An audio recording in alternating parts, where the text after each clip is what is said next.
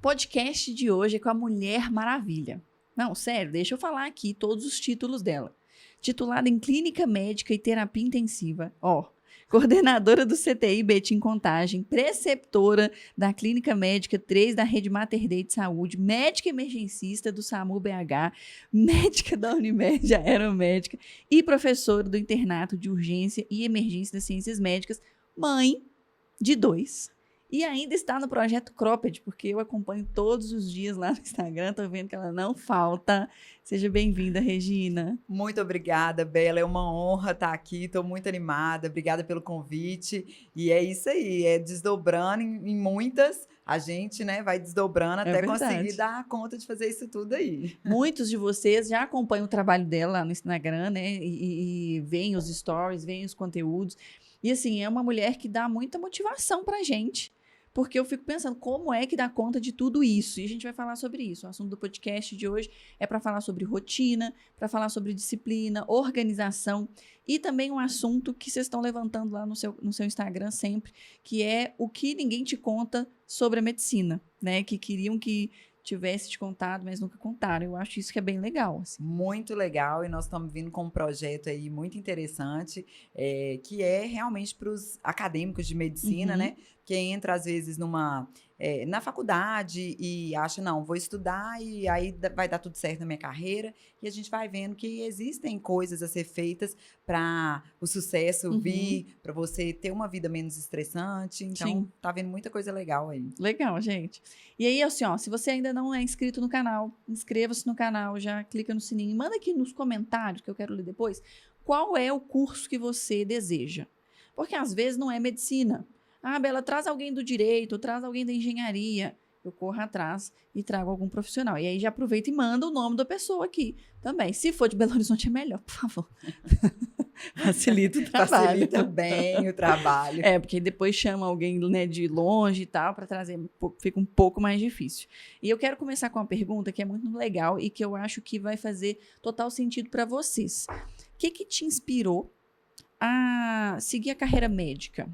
Gente, quem me conhece bem de perto mesmo, quem me segue ali no Instagram, sabe que para cada pergunta tem uma história, né? O meu negócio é responder as coisas com história. É boa mineira, contadora de causos. Minha filha, mineiro, se você dá um tiquinho de prosa, vai contar a história toda.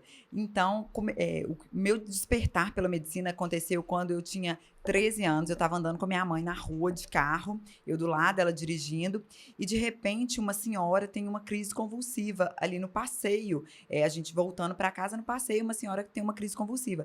Minha mãe imediatamente para o carro, minha mãe não é médica, mas para o carro ali para tentar ajudar, coloca aquela senhora de lado, começa a juntar aquele tanto de gente e pedindo para chamar o SAMU e tal. Naquele momento, eu vi que eu não sabia o que fazer perante aquela situação. Eu falei, gente, eu achei que a moça estava morrendo, porque é feio de ver uma crise convulsiva, impressiona, né? É impactante ver. Então, eu fiquei muito impactada por aquilo e eu virei e falei assim, eu vou estudar para a próxima vez que acontecer isso, eu saber o que fazer. Porque para mim foi muito doído eu ver a pessoa ali e eu não saber o que fazer. Que legal. Então, naquele momento, eu falei assim, eu vou ser médica e vou aprender a atender uma pessoa quando ela precisar. 13 anos, né? Eu tinha uns 13 anos. Não, isso. Muito legal. E a maioria dos alunos que estudam comigo, eles falam que esse impulso, né, esse sonho vem da infância. São poucos que tiveram esse gatilho, assim, quero ser médico. Na fase adulta. E é legal, né? Como é que algum acontecimento da nossa vida, da infância, marca a gente pro resto da vida. Marca demais e muda completamente seus caminhos, né? Então, eu acho que você tá bem aberta à vida mesmo, porque a vida vai te mostrando ali algumas coisas. E foi exatamente assim. Depois eu fui conhecendo outros médicos, né? Conhecendo médicos, eu não era médico, obviamente, com 13 anos, né? Eu brinco mentindo a minha idade, que eu sou precoce, mas nem tanto, né?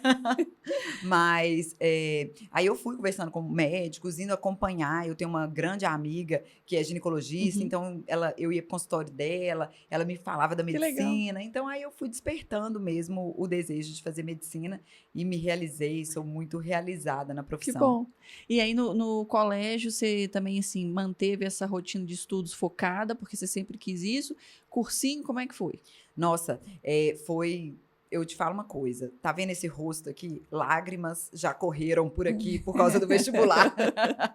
Eu falo que, assim, realmente, eu entendo, né, o seu público aí, as pessoas que estão, seus alunos, que te seguem e que recebem tantas orientações aí, porque realmente passar em medicina é desafiador. Foi muito desafiador para mim. E eu já quero te dar o recado aí. Se ainda não deu para você, calma, que vai dar. Porque às vezes olha pra gente e acha que pra mim foi fácil, porque eu já tô aqui. Não, gente, eu sofri muito. Pra mim foi muito difícil. Então, o que aconteceu? Eu fiz a escola, mas quando eu tava no 2º ano, eu fiz intercâmbio dos Estados Unidos. Então, quando eu voltei, eu já tava atrasada com a matéria. Então, foi bem desafiador eu ter que pegar, né, tudo aquilo que eu tinha perdido de uma forma, Esqueceu. né? E fiz muitos vestibulares até conseguir passar, mas deu certo. Então, para você aí que já tá assim, meu Deus, não vai acontecer nunca para mim, acontece. Se você persistir, estudar, tá com os melhores professores, olha aí, ó, tá com a Bela, não tem jeito de não tirar 900 mais na redação. Não tem recebe jeito. Recebe a benção aí, ó, já manda nos comentários, amém. Não tem jeito. E é legal, assim, saber isso que você falou mesmo. Ver pessoas que estão no lugar que você quer, sabendo que não foi fácil aquilo que ela trilhou. Porque é o que você falou mesmo, eles veem vocês, né, e pensam assim, ela já nasceu pronta, ela já fez o primeiro vestibular, já passou, já conseguiu tudo. E não, é uma trajetória. Não é, Bela. E olha só, hoje eu lido só com urgência, praticamente. No CTI, no SAMU, no aeromédico. É muita urgência, né? É o que eu gosto, faz meu sangue ferver, gosto demais. Mas, gente, já teve vez, no meu primeiro plantão, por exemplo, quando eu entrei na residência, eu já era médica. Eu fui acionada por uma paciente que estava ali com falta de ar e tudo. E quando eu cheguei perto dela, gente, eu acho que até meu filho, minha filha de 4 anos, meu filho de 6 anos, se eu perguntar, quando uma pessoa está com falta de ar, o que tem que fazer? Eles falam, oxigênio, né? Oxigênio. E eu ali na hora, já médica, tinha acabado de passar na prova de residência, que é uma prova concorrida. Com certeza, ali na prova teórica, eu teria marcado oxigênio. Mas ali na vida real, eu fiquei um pouco travada. E aí, a enfermeira virou para mim e falou assim, posso colocar um oxigênio? Eu, claro, por favor. Mas, assim, a verdade é que, no fundo, eu não lembrei disso ali na hora. Então, hoje, às vezes as pessoas me veem como uma pessoa que lida muito bem com urgência, e graças a Deus é o que eu gosto, mas teve um tempo que eu estava em aprendizado, igual você agora está estudando para o vestibular. Então, pouco tempo atrás eu estava aí na sua cadeira e não nessa que eu estou aqui agora. Então, inspire-se nas pessoas, mas assim, não ache que para ela foi mais fácil, né? Sim. Inspira sabendo que você vai ter a sua trajetória, que cada um tem a sua trajetória mesmo. Não, eu lembro, você falando isso, eu lembro da primeira aula que eu dei. Foi assim, terrível, foi péssimo. Me conta. Eu era monitora, estava formando no último período da faculdade. E eu sempre preparava aulas. Eu nunca dava aulas, porque eu ainda era monitora e ficava só atendendo os meninos, mas eu montava aulas na minha cabeça. Então, eu falava assim, se um dia eu precisar, eu tenho uma aula pronta. Na minha cabeça, essa aula iria ser incrível. Os meninos iam levantar e aplaudir e falar... Uhul! E aí, beleza. Eu tava um dia na sala de monitoria, a coordenadora do cursinho desceu lá pra sala de monitoria e falou assim, Bela, a professora tá grávida, ela precisou sair com urgência, tava passando mal. Você pode substituir? Falei, meu momento chegou. Esquece, eu vou deitar nessa aula, tenho aulas prontas. Peguei uma aula, falei assim, claro, vou subir e tal, e vou dar aula. Beleza, 5 minutos eu tô te esperando lá em cima, tá? Subi, falei, Deus, me ajuda. Estive me preparando para esse momento, sei o que vou fazer. E aí ela falou assim, toma o microfone. Quando ela me deu o microfone, eu falei, microfone? Por que microfone? Pensei, vou dar uma aula para 20 pessoas ali, microfone. E aí ela falou assim, Bela, na sala tem uma média de 200 pessoas. Sabe quando a gente até pisca assim? Quando eu abri, eram muitos alunos. Era muita cabeça. Alunos. Eu falei, não é possível. E eu, a idade deles. Falei, gente, qual é a moral que eu tenho aqui para chegar e dar essa aula? Eu tô tensa. E aí eu lembro que eu entrei na sala, assim, que eu falei no microfone, sabe quando dá aquele barulho estático, assim? Aí eu assustei, os meninos também assustaram. E aí eu pensei, vou fazer uma gracinha. Porque a gracinha vai me salvar. Eu falei, gente, assustei aqui, misericórdia. Não, vou orar por esse microfone aqui. O pessoal já começou a rir, já comecei a levar isso na brincadeira, dei a aula. No fim, eles não aplaudiram, porque aluno não aplaude aula nenhuma. Não. Mas eles amaram. E aí pediram para eu dar aula de novo e tal. Mas eu lembro que quando eu desci, sabe quando a gente vai caindo na realidade? Eu bambiei. E eu fui pro banheiro e passei mal.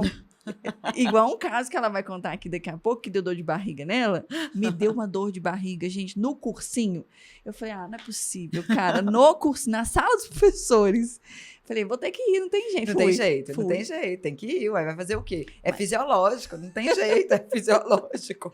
Mas deu certo, mas é isso, né? Assim, hoje em dia, as pessoas falam assim, você fala bem, você conversa bem, você, né, consegue ministrar o conteúdo numa boa, mas nem sempre foi assim. Você passou aperto no início, você teve ansiedade, Sim. né? Suou. Eu falo, não, tá cardia, não tem jeito de não ter, não, né? E é normal isso. É normal. E é bom também. Porque isso vai construindo a gente, né? É verdade. Isso vai dando ainda mais força, mais coragem, né? E falando sobre essa questão de ver, né, as pessoas que vocês querem, né, que se inspiram, a pergunta 2 que eu queria te fazer é: quais foram as principais conquistas profissionais que você teve? E o que você fez para alcançá-las? Ó, a gente começa com o vestibular, né, gente? O vestibular ali, nossa senhora. Eu falo que, assim, todo ano que sai resultado do Enem e tudo, eu falo assim, meu senhor, acalme as pessoas que não passaram, porque, assim, eu sei o tanto que é difícil, né? Então, eu acho que a gente começa aí pelo vestibular, né? Aí, ao longo da faculdade, cada coisa que a gente vai passando mesmo. Depois, eu fiz a residência. E eu acho que, assim, recentemente, a grande conquista que eu tive foi uma prova de título que eu tinha que fazer. E é uma prova de título muito difícil, de terapia intensiva, que, assim, a grande maioria não passa. É uma prova teórica, depois uma prova prática. Assim, é o dia inteiro de prova prática, com pacientes, com atores, com simuladores, com aqueles bonecos que você tem que ir ali, e 2 pessoas te avaliando, 2 médicos te avaliando. Então, muito, muito tenso. Então, mesmo eu estando acostumada a fazer isso todo dia ali naquela prova, para mim foi muito desafiador. E para mim foi muito importante, porque a Sabrina, né, que a gente já estava até falando dela aqui, a fada da aprovação aí, ela me orientou como eu deveria estudar para essa prova. Legal. E aí eu fui para essa prova e consegui passar. Tem gente que paga assim, sei lá, 100 mil reais para passar nessa prova, assim, para fazer um cursinho da prova, porque é uma prova realmente muito difícil. E eu falei, não, eu faço isso, eu vou estudar sozinha. Estudei e deu certo. Foi legal. Foi um desafio muito grande aí da carreira. Mega conquista. E depois, assim, eu acho que, assim, o mais difícil, ainda assim não foi a prova, mas o mais difícil foi o Covid, né? Que, assim, foi um desafio para a vida do médico mesmo. Na época que estourou a pandemia, a minha menina mais nova estava com 3 meses, eu ainda amamentava e tinha que sair correndo, vai para o hospital e volta, e o hospital cheio. E eu trabalho num hospital que tem muita estrutura, é o hospital maior aqui de Minas Gerais, um hospital privado, então a gente tem muita estrutura, mesmo assim muito cheio, muito paciente, muita decisão difícil ali, vendo famílias sendo desmoronadas mesmo. Então, assim, eu acho que foi o meu maior desafio. Não, a minha vivenciar uma pandemia na linha de frente. A minha conquista aí recente foi o título, mas o meu maior desafio dos últimos tempos realmente foi a pandemia, que foi muito pesado, né? Muito pesado mesmo. Tinha que ter tido um preparo emocional muito grande, né? E a gente foi aprendendo, vivenciando. Sim. E a gente era uma doença que a gente nem conhecia, né? Então, a gente foi ali preparando e no dia a dia preparando e já tendo que agir, porque as pessoas não podiam esperar, né? E eu com filho pequeno, muita gente perguntava assim, mas você não tem medo, né? Sei lá, de morrer e tudo, deixar seus filhos e tudo? Claro que eu tinha medo, obviamente, mas eu achava que era a minha função, eu tinha que estar ali. As pessoas esperavam isso de mim, né? Eu sabia o que fazer ali, né? Apesar que ninguém sabia direito o que fazer, mas dentro da terapia intensiva, né? De você estar ali, era o que eu tinha que fazer e ainda bem que olha bem. Só que legal, assim, eu sempre penso nessas coisas assim, no último episódio que a gente fez com o Pedro, que é psiquiatra, ele falou assim, Bela, você tem um dedinho na psicologia. Olha só que legal, você com 13 anos quis prestar esse serviço à sociedade, quis ser útil, e aí você se viu no meio de uma pandemia útil. Exatamente isso. Olha que louco. Isso. Parece que você foi criada para isso. Já pensou nisso? É verdade. Não é lindo? Você não tem só um dedinho na psicologia, não. Tem a mão inteira. Mas não é lindo isso que você acabou de falar? Assim, olha só. Vendo sua vida de criança, você viu uma situação e falou, eu quero um dia me prestar a esse serviço. Sim. socorrer alguém que esteja precisando de mim. Quantas pessoas você não socorreu no meio da pandemia? Exatamente. E eu falava muito isso com meus pais. Eu falava, olha, se acontecer alguma coisa comigo aí, vocês, né, tem 2 meninos aí, vocês dão um jeito, mas saibam que eu vou estar fazendo o que eu escolhi fazer. Legal. Medo eu tinha, lógico, Claro. ansiedade, né, angústia, a gente chorou muito ali, mas era o que tinha que ser feito. Não, muito legal. Nossa, não, eu fiquei muito impactada com isso. Não, e a terceira pergunta, acho que ela até perde a lógica, assim, depois disso. Tinha que acabar o episódio, gente. Eu falei assim, sério.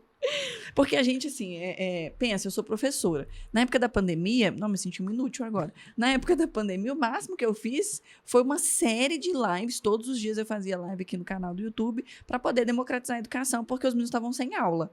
Né? Então, eu estava suprindo uma deficiência que era a aula. Você não está salvando vidas ali no meio da pandemia com uma neném de 3 meses. Não, mas você ajudou demais, porque Não, a gente sabe mas que a educação... Sim, sim. Mas a educação com o pessoal que não está vivo não adianta nada, né? Não. Então, Não. Primeiro tem que viver, para depois Sim. estudar. Não, achei muito impactante, achei muito legal, gente. Mas, ó, terceira pergunta. Nesse meio tempo, como médica de emergência do SAMU e na parte da aeromédica, você já deve ter passado por vários casos. Inúmeros.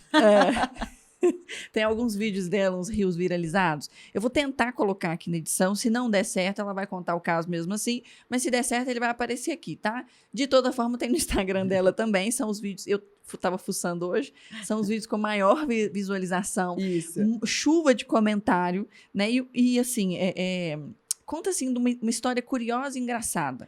Nossa Senhora, engraçado é comigo mesmo, né, gente? Porque, sério, eu falo muito, gente, perrengue, a gente passa, todo mundo passa. Mas eu conto meus perrengues, porque eu Sim. falo assim, tem que contar, porque não tem condição, né? Então, o perrengue que todo mundo gosta de ouvir foi o meu primeiro plantão do SAMU. Eu toda animada, nossa, agora eu vou aqui na ambulância, né? Vou salvar vidas. Então, vamos lá, animada. Tava pronta, estudada, tal. Aí fui para minha primeira ocorrência.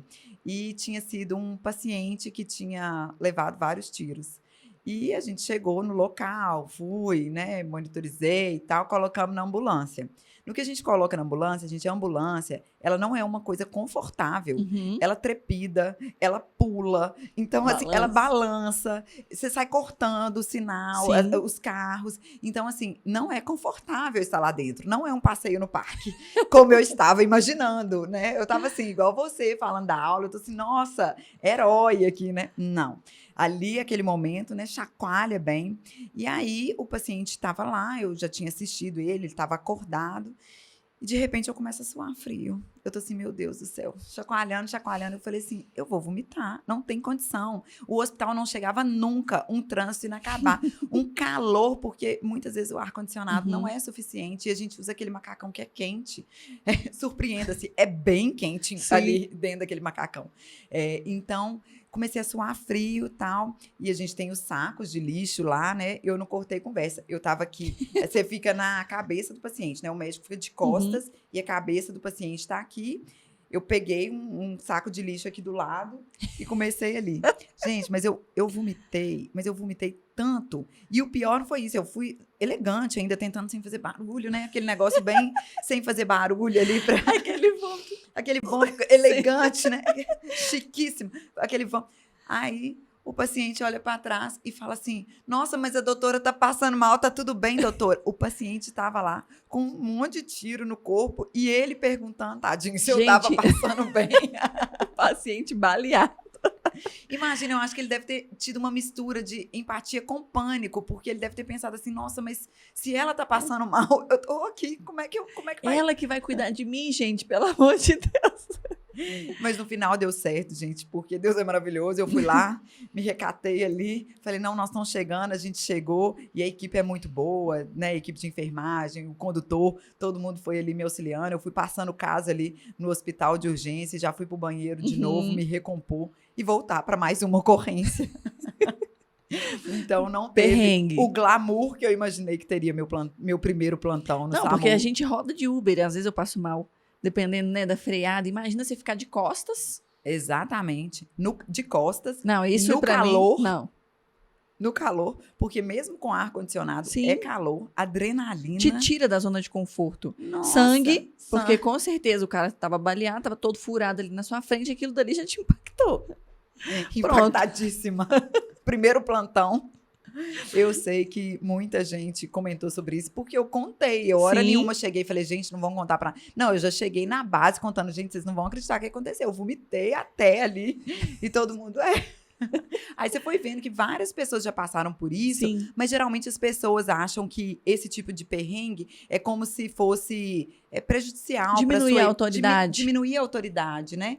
E assim, eu me coloco acho em que quem eu diminui, sou, não, né? Eu sou de carne e osso, eu Sim. passo os mesmos apertos que todo mundo, então eu gostei de E eu falar. acho que é legal porque humaniza a figura do médico, Aham. né? Que é um ser humano ali que sofre, que passa por todos os perrengues. Eu sigo a menina estudou comigo e hoje em dia ela virou blogueira também na área médica. E os meninos estavam até pedindo para eu trazer ela aqui também. Ela estava contando sobre isso nos stories esses dias, que ela teve um plantão terrível, se não me engano, na pediatria, e que chorou muito, ficou mal, ficou cansada, e os pais fizeram muito barraco na madrugada.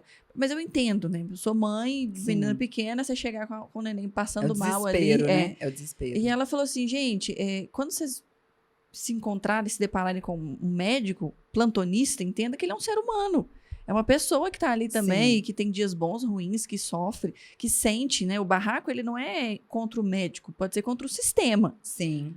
Mas o médico, ele é uma pessoa. Eu acho legal isso, assim, você contar essas histórias, porque humaniza, né, a figura do médico. É exatamente isso. E eu gosto muito de falar para o estudante de medicina e para o médico recém-formado, muitas vezes, que, assim, antigamente, se você pensar em 1930, 40, o médico, ele era aquela figura que estava quase que acima de qualquer coisa. E hoje em dia, né, a gente fala, tipo, no céu não tem só uma estrela. Então, assim, o médico, não basta ele só ter a técnica muito boa. Se ele não consegue ter essa empatia, essa troca ali com o paciente vai virar as costas, vai procurar outro. Porque vai ter outro bom também.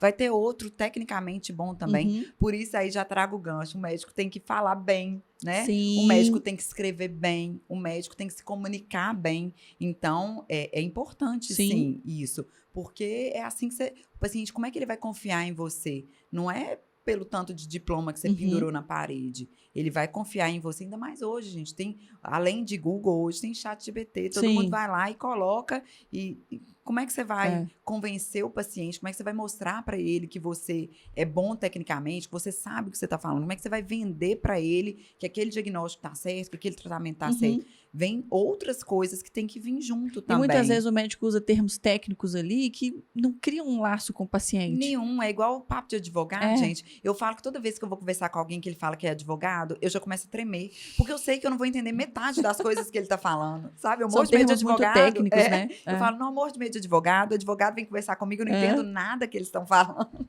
Você sabe que a Ciências Médicas cobrou um tema de redação uma vez assim? Falando sobre a relação médico-paciente. É mesmo? Não, porque isso é muito importante, né? É muito importante, porque já foi-se o tempo, igual eu falei, assim, do médico ser... não era um diálogo, era um discurso. O médico falava... O detentor e o paciente, do conhecimento. E o paciente era só o abanador de cabeça, né? No máximo, ele ficava assim, abanando a cabeça e pronto. Hoje em dia, é uma troca. Tá tudo bem aí? Precisa de uma ajuda? É agora que nós vamos fazer um atendimento ao vivo, tadinha. Eu comecei a esquecer. Ó o perrengue, a gente falando de perrengue. Eu não ia. Eu ia pedir só pra cortar, só que você foi tão engraçado que eu vou ter que deixar. Ó o perrengue. Perrengue ao vivo. Já tava aqui pronta pra levantar, tá pronta aqui pra levantar, gente. E já começar aqui ao vivo, mostrar como é que faz o primeiro atendimento de uma grávida engasgada.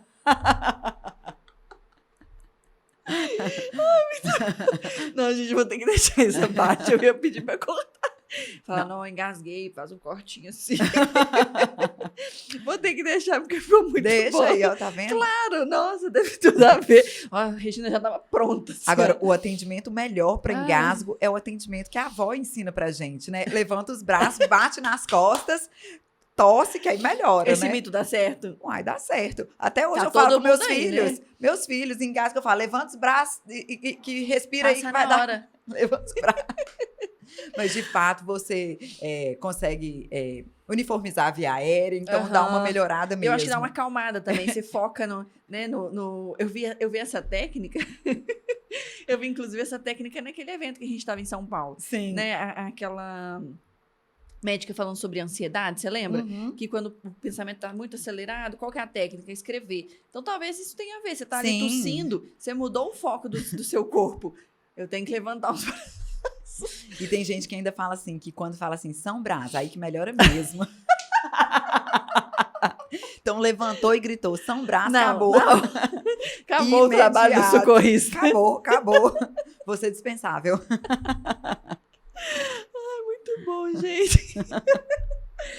Ai, mas deixa eu me recompor aqui, senão eu entro em crise de riso, porque agora eu grávida, eu tô com um riso frouxo, gente. Eu tô num riso frouxo. O que é um riso frouxo? Você não tem riso frouxo, né? Eu preciso da definição de riso frouxo. Segundo o dicionário, o que diz riso frouxo? Não, eu vou pegar um dicionário mineiro, né? Mineirês. O mineirês. Sabe quando você tá rindo de qualquer coisa e você entra numa crise de riso? Isso é riso frouxo. Gente, às vezes eu olho pro Túlio e começo a rir. Às vezes eu olho pra uma situação e não paro. Eu tava no shopping esses dias, não tem nada a ver, tá, gente? Que o assunto é só um caso. Eu tava no shopping esses dias com o Túlio e aí aconteceu uma situação que gente, é até feio contar isso, mas eu vi uma pessoa tropeçando. Só que ela catou um cavaco tão gostosinho de ver. A gente tá rindo com respeito, gente. Ela com não machucou. respeito. Ninguém foi. Não precisou chamar a socorrista. Deu tudo certo com a pessoa. Ela só catou um cavaco. Só que, gente, eu não aguentei. Eu fui rindo, e comecei a chorar. E ela viu você rindo? Não. Ela catou o cavaco e continuou andando.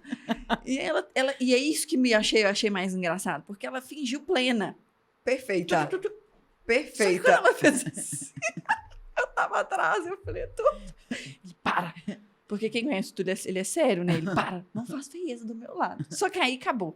Aí eu fui rindo, eu tive que sentar. E eu ia chorando. Aí ele, tá feio, as pessoas estão olhando pra você, estão achando que você tá chorando. Eu falei, mas eu não tô conseguindo parar. Eu falei, muda meu foco. Porque... Me conta uma outra coisa. Aí ele falou assim, olha, tá na hora de buscar a Ana na escola. Eu falei, nossa, acabou, meu riso Salvou. A Ana novamente salvando Aí a eu falei, pátria. não, respirei, me recompus, falei, vamos embora. Mas eu tô nesse riso frouxo. Então, Riso frouxo. Adorei. Vou colocar no meu dicionário. Riso frouxo. Sabe quando tudo te faz entrar em crise de riso? Tô nessa. Mas deixa eu voltar pro assunto aqui, que esse caso não teve nada a ver. Gente, mas bate-papo bom é assim, né? E o mineiro é assim, né, Bela?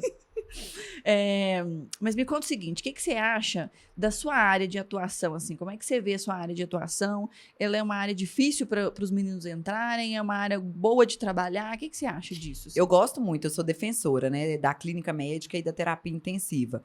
O clínico é aquele médico que vê o todo. É aquele médico que olha para o paciente e tá vendo cabeça, ombro, joelho e pé, né? Então ele tá holístico. Vendo tudo. Então ele consegue enxergar mesmo, assim, não é só o rim, não é só o coração, legal. Como é que as coisas estão ali funcionando. Então o clínico realmente para mim, ele é assim, é o médico mesmo ali de conseguir entender ali além mesmo. Então, sou super defensora, além do clínico ser aquele médico que te abre portas para outras especialidades. Então, se você quer fazer cardiologia, endocrinologia, geriatria, você tem que fazer geriatria. Agora eu até fiquei na dúvida, entra direto? Não, ixi.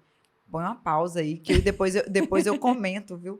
Mas se você quer fazer cardiologia, endocrinologia, reumatologia, você tem que primeiro passar pela clínica médica. E depois você vai para a especialidade. Já a terapia intensiva é aquele paciente que está grave, né? Que precisa de um cuidado intensivo, que são os infartos ali agudos, os AVCs, né? Doença abdominal, pós-operatório. Então, são os pacientes que estão mais graves, com risco de vida. Com risco de vida que a gente vai intervir. E aí, é muito bonito também que você vê um paciente entrando no CTI ruim. Hoje, eu estava contando que nós estamos com um paciente de 28 anos, que tem umas 2 semanas que está com a gente, estava gravíssimo, tá? Dengue. né? Aham. Dengue. E hoje a gente estubou, o paciente tá Que legal. melhorando. Então, assim, não tem compensação maior do que isso, né? Você vê, assim, uma mãe ali te Nossa. abraçando, te agradecendo, porque ela viu todo o processo, Uhum. né? Do paciente grave e melhorando. E a área de atuação, eu acho que ainda é muito boa, Uhum. porque as pessoas não vão parar de envelhecer, Sim. ou seja, não vai parar de ter paciente grave, né? Não vai parar de ter espaço para o clínico Uhum. também, que é o médico geral, né? Muita gente confunde, acha que quem forma é o clínico. Não. Quando você forma em medicina, você é generalista. Aham. O clínico é uma especialidade médica. Então, eu vejo, sim, muito espaço e acho que quem gosta não deve ficar pensando no mercado, assim, porque os bons, os que pensam fora da Sim. caixa, sempre vai ter espaço Sim. para essas pessoas. Sim. Né? Não precisa ficar com medo da inteligência artificial É. te tirar Não, do jogo, porque... É o que eu tava falando esses dias com o professor, né? A inteligência artificial vai tirar o emprego dos professores. Dos bons professores, não. Não vai. A inteligência artificial vai tirar o emprego das pessoas medianas. Não tem jeito. Sim. Porque vai. Uhum. ChatGPT vai tirar emprego dos copywriters. Hum. Dos bons, não. Não. É Né? verdade. Aplicativos de edição de vídeo. Eu faço várias edições dos meus reels, né? A gente vai fazer alguma edição ali e tal, mas o bom editor, ele não sai do mercado. É. Aquela pessoa que pensa fora da caixa, Se né? diferencia, né? Eu concordo com você. Então, eu acho que, assim, para quem tem interesse nessa área de urgência, Legal. e eu sou daquela que fala o seguinte, eu sou defensora da urgência, né? Então, eu falo assim, um médico que perde o medo de urgência, que ele fica bom em urgência, ele não tem mais medo de mais nada. Aham. Porque qual que é o maior medo de um médico? Que um paciente morra sem ele saber o que fazer. Sim. É o medo que eu tive lá, quando eu tinha 13 anos, né? Na psicologia aí. O medo que eu tive. Então, o medo das pessoas é esse do médico, principalmente do médico jovem. É dele fazer alguma coisa errada ou dele Sim. não saber o que fazer. Então, se você perde esse medo porque você se capacitou nisso, pode vir o que vier, que você vai dar conta daquilo dali. Qualquer situação ali você vai conseguir administrar. Eu acho que você fica preparado para a vida. Legal. Eu me sinto assim, preparada para a vida, porque, não, a gente lida com tanta coisa e cada vez eu fico ainda mais grata pela Sim. minha vida, sabe? Porque tem gente que pergunta, nossa, você não leva para casa, fica ali chorando, não sei o quê. Eu falo, gente, eu acho que eu vejo, eu consigo enxergar que é no outro, eu consigo ter a empatia que é no outro, eu consigo entregar para ele o meu melhor Uhum. e ser grata, né? A minha vida, falar assim, olha, tem tanta coisa e tá tudo bem comigo, com meus filhos, e o que eu posso fazer? Entregar meu melhor para aquele que tá passando ali. Então, eu não sou dessa que fico sofrendo, melancólica. Eu tenho a empatia ali, mas eu continuo seguindo minha Legal. vida, né? E vou continuar sempre dando o meu melhor. Chego em casa, vou no celular para saber, e aí, como é que tá o paciente tal, como é que tá o paciente tal, mas sem o sentimento de sofrimento que acaba comigo e que eu não vou conseguir mais viver minha vida, não. Você acha que tem alguns colegas de equipe que são assim? Eu acho que tem gente que acaba indo para um processo aí psicológico muito... De internalizar. autodestrutivo no sentido de ficar muito mal, de ficar muito deprimido com as coisas que vê. E a gente sabe que tem muita... A vida é dura. A vida não só para o médico, a vida de muita gente é muito dura, né? Às vezes eu ando na rua, assim, voltando de um plantão, alguma coisa muito cedo, ou na ambulância, que a gente está de madrugada na rua. Eu vejo pessoas na rua, trabalhando, catando papel. Eu falo assim, gente, olha como a vida de cada um é dura, né? Então, a vida é dura mesmo. Sim. Então, eu consigo enxergar e isso me faz gostar ainda mais da vida, sabe? Falo, não, a vida é muito boa. Você vê o copo mais cheio. Eu sou aquela pessoa de resolução de problema. Legal. O trem tá pegando fogo, eu falo assim, não, mas ainda tem isso aqui de bom. Porque eu sou uma apaixonada pela vida mesmo. Legal. E aí, deixa eu te perguntar, como é que é essa rotina dessa apaixonada pela vida? Que é difícil. Hoje eu vi... Foi hoje ou ontem? Gente, tô fã de todos os stories. Eu não sei se foi ontem ou se foi hoje que você postou nos stories falando assim, olha, o dia tá cronometrado. Eu falo, dia cronometrado, gente, é aquele que você sai de casa rezando pro trânsito, tá tudo bem com o trânsito, porque assim, se tiver uma batidinha ali na sua frente, você vai atrasar um pouco. O dia cronometrado, como é que eu faço, né, minha rotina, que a gente começou aqui falando, né, todo domingo eu dou uma olhada geral na minha agenda da semana. Então, geralmente, no domingo é quando, por exemplo, você me manda a mensagem, quero te convidar para o podcast, peraí. No domingo eu tô aqui olhando minha agenda e vou conseguir ver que dia que eu posso. Sou chamada para dar aula. Domingo eu vou, geralmente, encaixar onde é que eu consigo colocar. Então, no domingo, eu olho minha agenda da semana e aí vou encaixando os compromissos ali. Gente, mas encaixar compromisso é encaixar assim, fazer a unha. É tudo tá na minha agenda, porque aí eu sei exatamente os horários que eu vou ter. Então, tem o horário de hospital, tem o horário de buscar menina na escola, né? Eu vou colocando ali e eu aprendi muito isso com a Sabrina também, que a agenda, ela não é para você ficar refém dela. A agenda é para você funcionar melhor com ela do que você funcionaria sem. Sim. Às vezes minha agenda tá lá com 5 compromissos, acontece uma coisa de manhã, eu tenho que cancelar tudo. Sim. E é isso, e segue a vida, segue o baile. Tem coisa que você vai cortar e não vai fazer, tem coisa que você vai adaptar e fazer outro dia. Mas a agenda, ela é justamente para te guiar, para você ser melhor com ela do que sem ela. Não significa que você é escravo dela, né? Tem gente que acha que você ser organizado é você ser preso, bitolado. Eu penso o contrário. Quando você é organizado na sua rotina, você tem uma liberdade muito grande. Porque eu sei que, por exemplo, esse momento que eu tô aqui com você gravando, eu tô inteira aqui. Eu sei que eu não tenho mais nada para fazer. Você se programou para estar aqui. Exatamente, eu tô programada. Então, no dia que eu sentar para ver um filme, que eu sentar para ler um livro, eu tô tranquila, porque eu sei que aquilo ali, eu tô programada para aquilo. Então, eu sinto que quando você aprende a lidar com a agenda, que você aprende a se programar, você é muito mais livre. Uma coisa que eu não sabia na época de vestibular, e eu pego que eu sei aí que seu aluno tá ali, ó, na rotina, na vida dura ali do estudo, eu não sabia. Eu tava o tempo inteiro que eu tava off, sem estudar, eu tava culpada. Eu acho que, não sei se você já ouviu esse sentimento dos seus alunos. Eu sempre falo isso com os meninos. E você falando isso, tá só dando base pro que eu sempre falo para vocês, que é se organizar no domingo. Eu sempre falo isso com eles nos stories de domingo cedinho, eu sempre posto. Eu não sei o horário do domingo que você faz isso, mas eu gosto de fazer isso, no domingo cedinho, que você tá com a cabeça livre ali, leve. Tem alguns alunos meus que fazem no domingo à noite, mas assim, eu acho que o domingo é um dia excelente para você se programar. Porque você já começa a semana dentro dessa rotina. E assim, eu sempre falo com os meninos que a rotina, ela te protege do caos. Sem dúvida. Se você não tem uma rotina muito bem organizada, então você coloca, por exemplo, seus compromissos fixos. Os lugares que você dá plantão, os lugares que você trabalha, né? Todos os seus compromissos fixos. Aquilo dali não dá para mudar. Sim. Então, por exemplo, na rotina dos meninos, aula. Tem ali a minha aula que é toda terça-feira à tarde, por exemplo. Aquilo dele não muda. Toda terça-feira à tarde você tem aula de escola. Você vai mudar? É o mesmo horário. É sempre aquele horário. Então, você encaixa de caneta, anota a caneta mesmo, seus compromissos fixos. A lápis, eu falo para os meninos colocarem os compromissos que são maleáveis. Por exemplo, unha. Eu vou a um podcast, eu vou não sei onde, eu vou não sei onde. Isso daí são compromissos maleáveis, porque é o que você falou. Deu errado, você desmarca, você remarca pro dia seguinte, tenta mexer naquilo dali. Mas você montou aquela semana, aquele cronograma. E eu falo para eles assim, ó, colocou na agenda, estudar história, redação, matemática e física. Beleza. Teve um dia muito ruim, porque às vezes você não tá bem, pegou uma dengue, tá com surto. Eu tô com vários alunos com dengue e super culpados. Nossa, tô muito culpado, não tô conseguindo estudar. Cara, você tá ruim, tá passando mal ali, morrendo. E sabe qual que é o grande problema disso? Que você fica culpado, você fica tão culpado que quando você gasta tanta energia com a culpa, que quando você volta a estudar ou fazer o que é, metade da sua energia você já tá exausto só pela culpa que você tá. E quando eu tava fazendo um cursinho pro vestibular, se eu pudesse voltar atrás e falar com aquela Regina lá, isso que eu falaria, olha, você fez o seu melhor ali naquele momento que você se programou para estudar. Então, na hora que você estiver na sua pausa, fique em paz. Porque eu me permitia, sim, ter pausas, mas eu estava em sofrimento, porque eu estava culpada. Eu ficava pensando que meu concorrente estava estudando.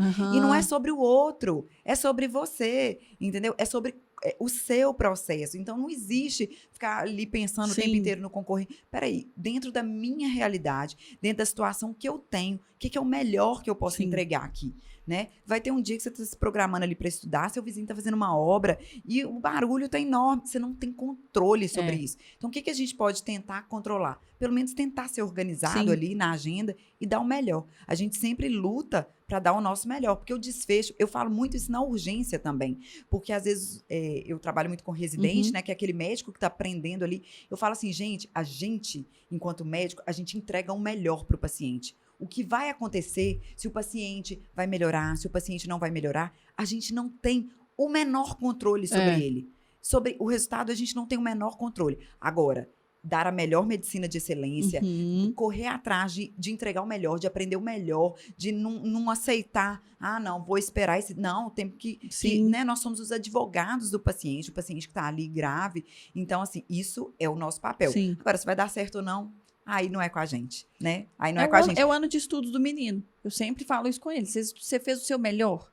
Aquele melhor ali dentro das suas possibilidades. Se fez, não deu para passar, ainda não deu. Exatamente, ainda não deu. Ainda não deu. É revisar, olha para trás, fala, o que eu fiz esse ano? Eu fiz isso, isso e isso. Não é permanecer no erro também, lógico. Né? Eu tive uma aluna uma vez que ela tentou vestibular 7 anos seguidos. O 6º ano dela foi o ano que ela olhou para trás. Olha só, gente, ela demorou 6 anos para rever o que ela estava fazendo. E viu que tudo que ela estava fazendo estava errado. Porque ela sempre se matriculava em pré-vestibulares presenciais, fazendo extensivo. Entendi. Então, todo ano ela estudava tudo de novo. Entendi. Ela não partia de onde ela tinha parado. Entendeu? Ela jogava todos os materiais fora e começava um outro ano de novo. E aí, nisso, ela ficava cansada, ficava frustrada. No último ano que ela tentou, ela olhou para trás e falou assim, não, peraí. Eu já tenho 6 anos de caminhada. Não preciso pegar extensivo. Eu não preciso pegar cursinho presencial. Vou para online. Nas minhas defasagens. Nas matérias que mais tem ponto. E aí que ela começou a estudar com estratégia. Estratégia. E aí ela foi aprovada. E é o que a gente estava falando, né? Dos perrengues da vida e tal. Muita gente vai chegar ali hoje em dia com o Instagram, né? Todo mundo. O Instagram é um filtro nenhum. É a grama verde exatamente. Então a pessoa às vezes vai chegar ali, vai falar algumas coisas e você vai achar que o processo dela foi fácil, que o processo... Ela não tá colocando o perrengue dela. Porque geralmente a gente não gosta de falar das nossas dores, né? Mas ninguém sabe o que cada um tá passando. Então, uma coisa que, assim, fez muita diferença na minha vida e que eu gostaria de ter falado com a Regina de anos atrás do vestibular, então eu quero aproveitar e falar com você, é isso. Olha para você. O que você está entregando de melhor, né? O que você pode dar? Faça a sua estratégia. Peraí, eu tenho mais dificuldade na redação e a gente sabe que redação é um ponto diferencial. Na minha época já era, né? Peraí, eu preciso conquistar essa redação, eu preciso dar um jeito. Às vezes você fica ali estudando uma matéria que ela é confortável para você porque que você gosta, mas aqui, às vezes não é aquilo ali que vai ser o seu diferencial para você passar. Então, é sair do conforto mesmo. Não sou muito bom de redação. Ainda, você quer passar, você vai ter que virar bom. Você vai ter que dar um jeito de conseguir fazer os 900 mais. Sim. Né? E às vezes o 900 mais também nem é suficiente. Né? Vários alunos meus tiram 960, 980. Não. E não conseguem passar. Que isso, Bela? Nossa. Se tivesse, assim, acertado uma vírgula, uma crase a mais... tinha sido aprovado por uma vírgula, meu Deus do céu. Já pensou? Cruel. É cruel. Cruel. E assim, não adianta chorar, não adianta ficar triste. Continuar de novo, levantar, chora um dia. A minha estratégia era essa, chorava um dia. Eu falo isso com os meninos. Chora um dia, no dia seguinte já tá lá. Qual que é meu próximo prazo, né? O que eu tenho que fazer agora diferente para continuar estudando? E na Bíblia fala isso, né? O choro pode durar uma noite, mas a alegria vem pela manhã. Exatamente. Então assim, você vai chorar, tem que viver o luto. Chora mesmo, chora muito. No dia seguinte, acorda bem e fala assim, não deu, e bola pra frente, vamos de novo, né? Isso mesmo. E tem um livro muito interessante, assim, falando sobre rotina e sobre excelência, que aí eu vou puxar um gancho pro próximo, que é O Poder do Hábito. Sim. Né? E tem o Hábitos Atômicos também, que eu gosto demais. No Hábitos Atômicos, fala sobre nós sermos melhores 1% todos os dias. Porque aí no início, né, eles até fazem um gráfico, no início esse 1% ele acaba sendo insignificante. Você não vê uma melhora ali tão grande assim, mas depois você tem uma curva exponencial muito grande. Né? E essa questão da rotina, da produtividade, né? De ser melhor todos os dias, que é isso que você falou da excelência. Sim. Né? E aí, puxando para uma das nossas últimas perguntas, qual que é a medicina que ninguém conta, que você gostaria de saber na sua época? Uma delas é isso aqui que eu tô falando, né? Só um parênteses, eu amo esse livro, Hábitos Atômicos, fez muita diferença na minha vida quando eu li e consegui extrair muita coisa dele. Então, assim, super recomendo também. Mas a medicina que ninguém conta, vou te dar algumas coisas, né? Sobre essas coisas que a gente falou. Quando eu estava estudando para ser, né, médica, no cursinho, depois na faculdade, eu achava que, assim, de alguma forma, eu sempre ia saber tudo, porque, peraí, você é médica, né?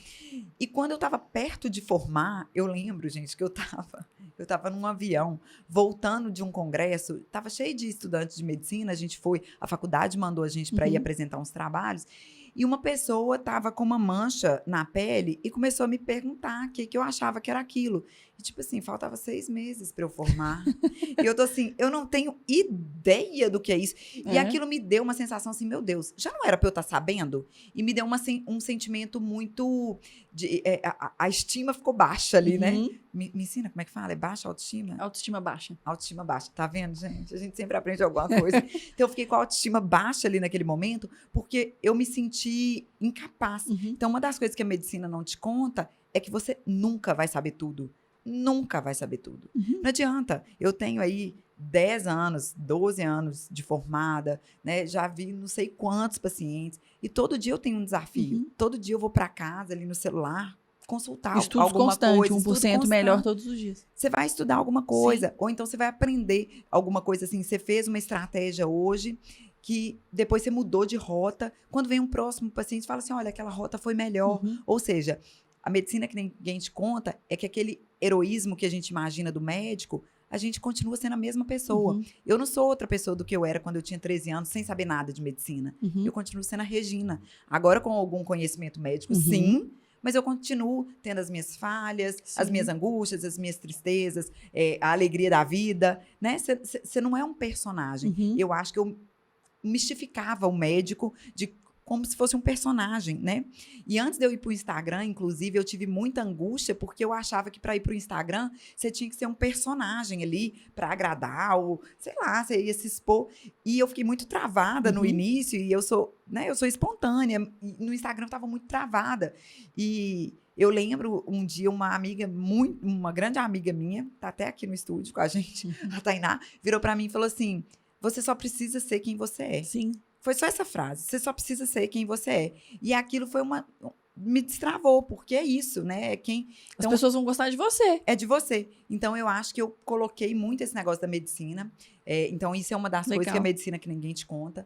A outra medicina é que, assim, eu entendo que muita gente idealiza uma faculdade, né? Eu quero passar em X faculdade. E, às vezes, não é aquela faculdade que você vai passar. Não é aquela residência que você vai passar. Isso não significa que você vai ser ruim. Isso não significa que você vai ser o pior médico da vida. Não tem nada a ver. O caminho é seu. O caminho é seu. Então, a medicina que ninguém te conta é o seguinte: valorize o que você tem. Mesmo que você entrou numa faculdade que não era o seu sonho, mas você entrou na faculdade de medicina. Faz a melhor faculdade de medicina que você puder, naquela que você tá, né? Seja o melhor estudante naquela que você tá. O melhor estudante que você pode ser. Não tô falando o melhor estudante da faculdade. O melhor estudante que você pode ser. Você pegou uma residência, não era exatamente o hospital que eu queria.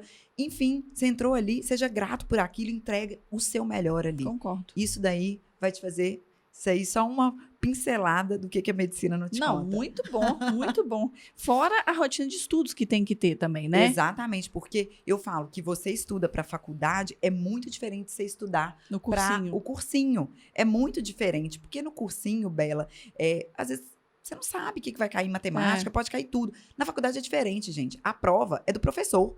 Então, assim, não adianta você ficar estudando por artigos, por não sei o quê, porque na hora lá da prova é o que o professor Antônio quer que caia na prova. Se você não responder o que o professor Antônio te ensinou, você vai tirar nota baixa. Sim. Então, é um estudo diferente. E o estudo de médico ainda é diferente, é mais ainda. Nessa minha rotina corrida, onde é que eu estudo? Gente, qualquer lugar. Né? Qualquer lugar. Se eu estou esperando, eu falo assim como a família, pode entrar que eu vou conversar com você. Enquanto a família, a secretária está lá chamando a família para entrar na minha sala, alguma coisa, eu estou ali no celular lendo alguma coisa. É o estudo profissional. Você tem que estudar igual profissional, né? E quando dá, é o tempo que dá. Eu não sei se você já viu um dado sobre isso, e assim, isso me impactou muito. Eu leio muito, sabe? Gosto muito de ler, não só livros de literatura para lazer, mas livros de outras áreas também. E eu achei que todos os professores eram assim. Eu vi um dado esses dias que me chocou muito, que os professores de português são os que menos leem. Meu Deus, eu estou chocada. Eu fiquei chocada também. Eu falei, como assim? E aí eu fui pesquisar e fui procurar sobre isso. Por que os professores são os que menos leem? Vamos generalizar, não só os professores de português, né? Mas os professores em geral. Porque eles estão muito presos ali nas demandas do dia a dia, de correção de prova, correção de atividade. Então, eles não têm esse estudo profissional de parar num lugar, pegar um livro para eles poderem ler com ócio criativo, algo que vai acrescentar a formação deles. Se eles estão parados ali no momento, eu já passei por isso. Vou corrigir uma redação. Onde eu estivesse, eu estava com redação debaixo do braço e pegava para corrigir. Gente, aonde eu estivesse. Então, aquilo dali começa a te tomar. Sim. Mas por que também? Falta uma organização. Sim. Né? Falta uma rotina. Não, eu sento para corrigir minha redação de tantas a tantas horas. O resto esse horário. é estudo. Eu vou ler aqui sobre neurociência, vou ler aqui sobre psicologia, vou ler uma filosofia, vou ler uma literatura brasileira, vou ler qualquer coisa. Sim. Né? Eu peguei aqui coisas da minha área, mas tem as coisas da Sim. sua área e tal, enfim. Então, é aquilo de novo, né, que eu voltei. De ser 1% melhor todos os dias em todas as nossas áreas, né? E tem muita gente que acha que para ser considerado estudo, você tem que estar na mesa, você tem que reservar seu tempo. Gente, tudo é estudo. Não, e a vida adulta não te dá isso, não né? Não dá, não tem isso. Então, assim, qual que é o objetivo do estudo? É você aprender. Se você está aprendendo, você está em pé na fila do banco, você está com o celular e você aprendeu alguma coisa, é uma forma de você se capacitar, de você se tornar 1% melhor. Então, eu acho que é desmistificar que o estudo tem que ser sentado numa sala silenciosa. Não, é a forma de aprender. Bom seria se desse. Bom seria. Mas bom seria. Não dá, não é sempre que a gente vai não conseguir encaixar na dar. nossa rotina um tempo para você sentar, tomar um cappuccino, bem Dona Helena. Vou tomar um cappuccino, vou dar uma estudada. Não é sempre assim. Exatamente. Né? Então, assim, às vezes a Ana tirou um cochilo. Eu já pego alguma coisa, vou estudar, vou ler. Porque eu sei que se não, eu fico para trás. Exatamente, é o que é. A vida como ela é. Eu gosto de falar, gente, a vida é assim. Não, eu falo com os meninos, que eu falo assim, gente, a vida adulta, ela não bate. Ela espanca. Espanca. A vida como ela é. Eu falo, é o que é, gente. E tá bom, que bom que é assim. Né? E pronto.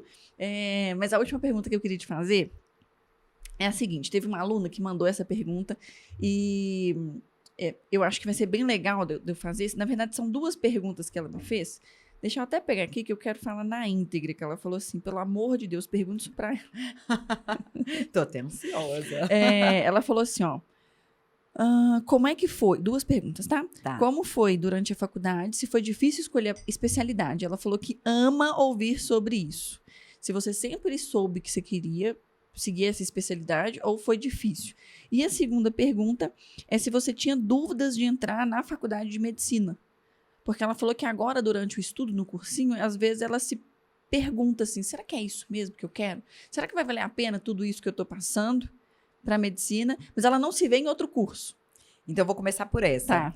Olha só, sempre o que você tem que, você tem que avaliar se é isso mesmo, é se você está querendo fugir do desconforto de estar estudando para medicina ou você está querendo fugir da medicina? Eu acredito que você está querendo fugir do desconforto, talvez. Porque se você não consegue se imaginar em outra coisa, você fica, às vezes, pensando assim, será que isso aqui vale a pena, tal? Porque está sendo muito doído.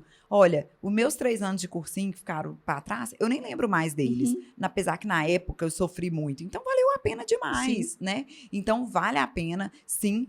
Se é isso mesmo, se você não está se enxergando em outra coisa, talvez você esteja querendo mudar desse sofrimento que você está de ficar estudando, que é chato mesmo, eu concordo com você. Mas aguenta firme, que vai dar certo, né? Legal. Vai dar certo. E quanto à especialidade, senta que lá vem história, mas é rápido. Gente, eu entrei para a faculdade querendo ginecologia. E hoje em dia é muito engraçado. As pessoas que trabalham comigo, quando eu conto isso, falam assim, o quê? Você é ginecologista? Nada a ver. Nada a ver mesmo. Nada a ver mesmo. Mas eu entrei, eu tinha certeza. Eu incorporava ginecologista. Eu tinha certeza, gente. Eu tinha certeza. Até a primeira prática que eu fui. Porque a teoria eu adorava. E aí, até o primeiro atendimento, de fato, que eu fui atender uma mulher, e eu fui ser a ginecologista, né? Junto com a professora ginecologista. Naquele momento, eu falei assim, jamais serei isso. Foi no primeiro atendimento. Não estava confortável aquilo dali para mim. Não estava confortável. Não estava confortável. Teve isso e teve também de ir para o hospital e ver parto. E às vezes, assim, uns partos, gente, pensando que isso é anos atrás, né? Partos que, enfim, muito sofridos ali. Então, era até um dos medos que eu tinha antes de ter parto normal. E eu tive 2 partos normais, porque eu vi que não era, né? Podia ser diferente. Hoje em dia tem as coisas muito mais humanizadas, enfim, né?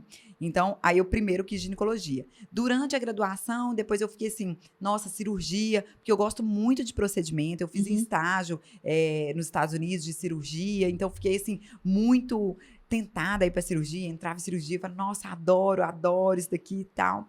E no dia, assim, nos dias de fazer a inscrição da prova de residência, gente, na época não era online igual é hoje, não. A gente literalmente marcava o X, assim mesmo, né? Porque hoje em dia é tudo online, né? O X é só uma forma de falar, um clique.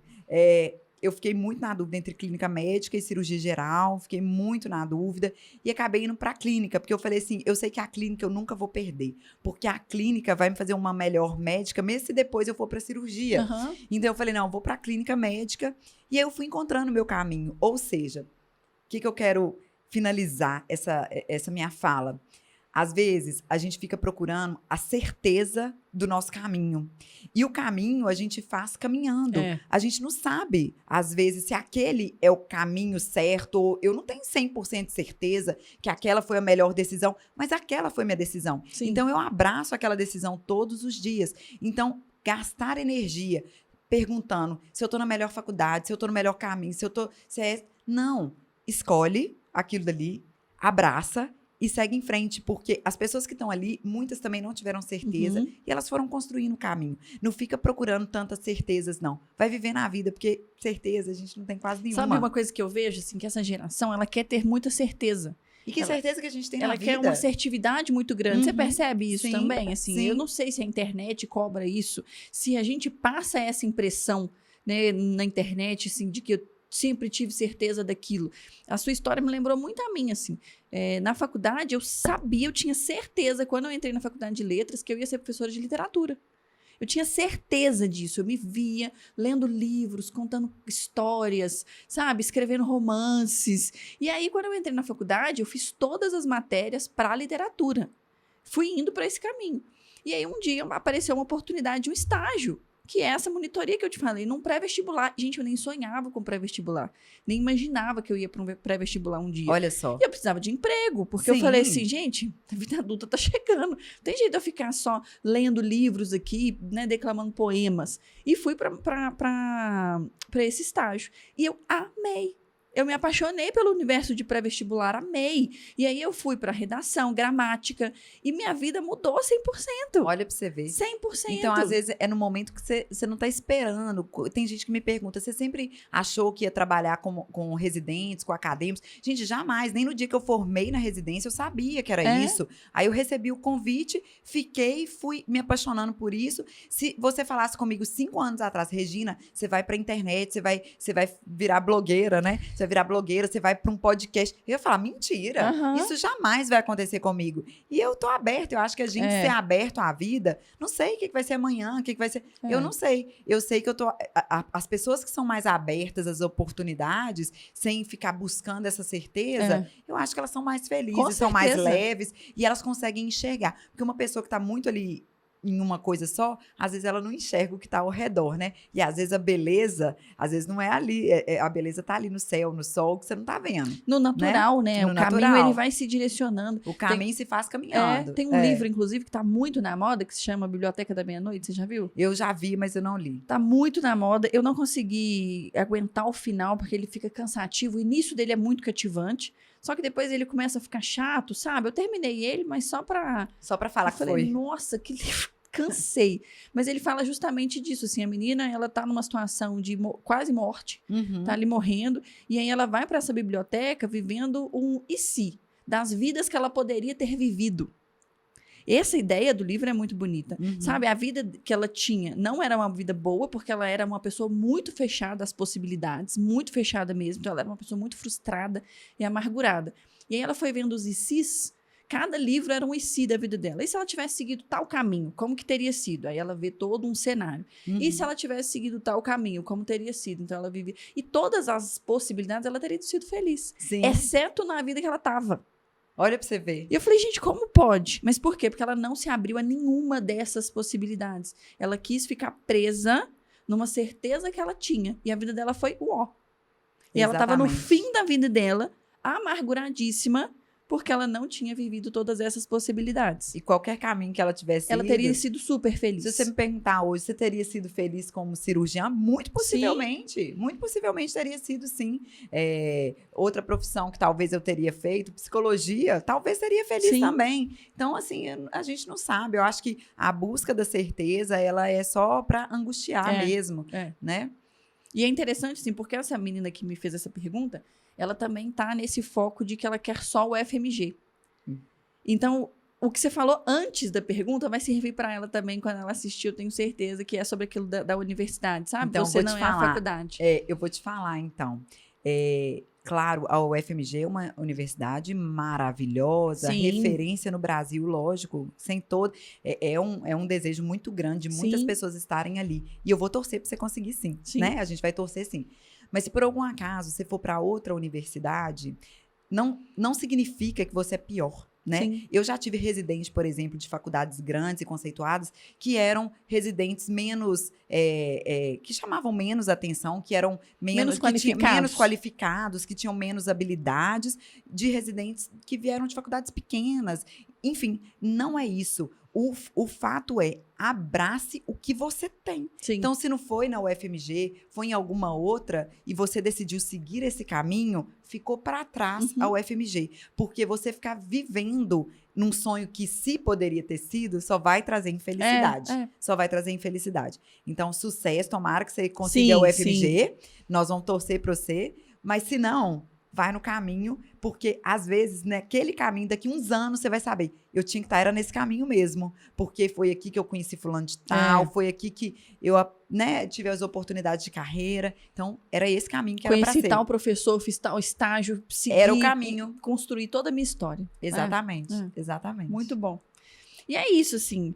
Você quer falar mais alguma coisa para os meninos? Eu quero agradecer demais e quero falar muito para você. Você inspire mesmo em profissionais. Eu sei que tem um monte de médico. Sim. Eu sei que tem gente que fica ali. Sempre as pessoas me perguntam assim: no hospital é igual Grey's Anatomy e tal, né? Fica naquela. E se inspire mesmo nessas pessoas. Mas saiba que elas também, igual eu falei, gente, eu já chorei muito por causa do vestibular. Então, não sinta que é só com você, né? Os momentos o estudo. Sabe qual que é o problema do estudo, na minha opinião? O estudo, ele é muito solitário. Sim.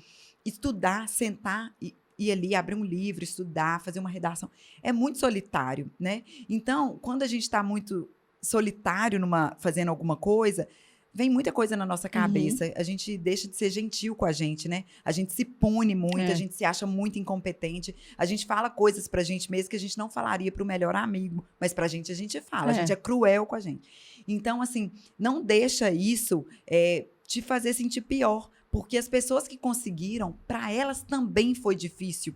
E você vai poder testemunhar isso depois. De falar assim, olha, eu sofri, foi difícil, mas eu venci, eu consegui. Então, não desista pela dificuldade, não se sinta pior porque não foi do jeito que você queria, porque a gente não tem controle das coisas. As coisas são do jeito que são. Sim. A vida é como ela é, né? E é isso, né? Tem que aguentar firme, ela é dura. A vida, no Hábitos Atômicos fala isso. É no Hábitos Atômicos?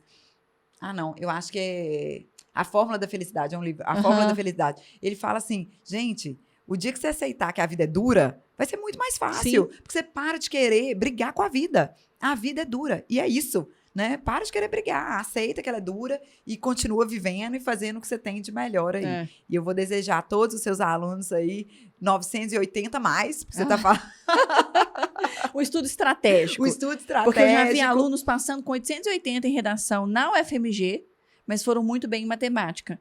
Então, tem que ter estratégia. Tem que ter estratégia. Você tem que saber. 960 na redação, e bem em matemática, bem em linguagens, bem em não sei o quê. A não pessoa adianta. consegue passar. Você adora, sei lá, uma matéria X que não vai... Não adianta você ficar só estudando. É estratégia, gente. Tudo é estratégia. A redação é um diferencial, assim como matemática também. Eu sempre falo isso com os meninos, mas assim, é estratégia, né? É ter rotina, produtividade. Eu acho que todo mundo que está acompanhando aqui essa leva de episódios de podcast de 2024 aqui no canal tem visto eu falando sobre isso. Sobre estratégia, rotina, produtividade, mais do que o seu curso dos sonhos, etc. Porque sonhar é bonito. Sim. Mas se você não sonhar com estratégia, você não chega em lugar nenhum. Exatamente, eu concordo. Acho que é isso mesmo. E vocês estão aí em boas mãos, né? Com a Bela, maravilhosa aí da redação. Vai dar tudo certo. Vou ficar na torcida. Amém, gente. Amanda E quem assistir, me manda direct depois. Sim. Sou aluno da Bela, assisti o podcast. Me manda que eu vou adorar te responder. E é isso, assim. Muito obrigada, viu? Eu sempre agradeço. falo com os meninos que nosso tempo é a nossa moeda mais valiosa. E obrigado por ter cedido seu tempo aqui. Tá? Muito obrigada pelo convite. Obrigado você por ter cedido seu tempo aqui, assistido também. Eu espero que essa conversa tenha agregado à sua vida, que tenha feito diferença. Eu queria ter ouvido esse bate-papo aqui quando eu estava no cursinho, porque ia fazer muita diferença para minha vida. Espero que tenha feito para a sua também. Deixa o seu like, vá lá seguir a Regina, que o dia a dia dela é muito legal, vale muito a pena. Adrenalina pura. Sim. E é isso, então, gente. Beijo, tamo junto.